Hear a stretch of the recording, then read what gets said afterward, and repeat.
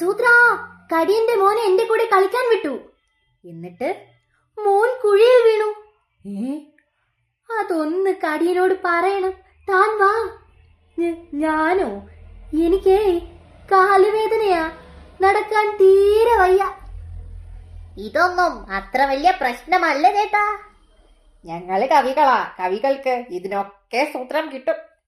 മോൻ കുഴിയിൽ വീണു എന്ന് നേരിട്ടങ്ങ് പറഞ്ഞാലല്ലേ കുഴപ്പം. അതെ, കാര്യമൊന്ന് വളച്ചും തിരിച്ചും കവിത പോലെ പറയണം.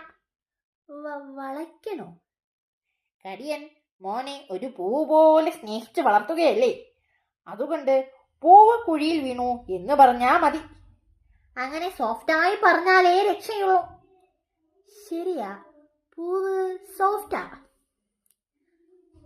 വളച്ചൊടിച്ച് സോഫ്റ്റായി പറയുന്നതാ കവിത.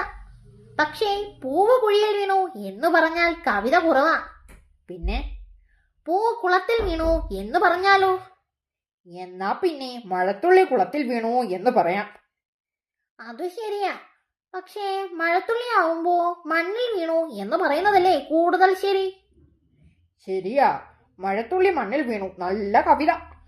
തുള്ളി എന്ന് പറഞ്ഞാൽ ചെറുത്, കുഞ്ഞ്. അപ്പോൾ കുഞ്ഞ് മണ്ണിൽ വീണു എന്ന് പറയാം. പക്ഷേ ചുമ്മാ മണ്ണിൽ വീണാൽ ഇഫക്റ്റ് ഇല്ല, കുഴി എന്ന് പറയണ്ടേ? കുഞ്ഞ് എന്ന് പറഞ്ഞാൽ മോനോ മോളോ? മോൻ. എന്നാ പിന്നെ മോൻ കുഴിയിൽ വീണു എന്ന് പറ ചേട്ടാ.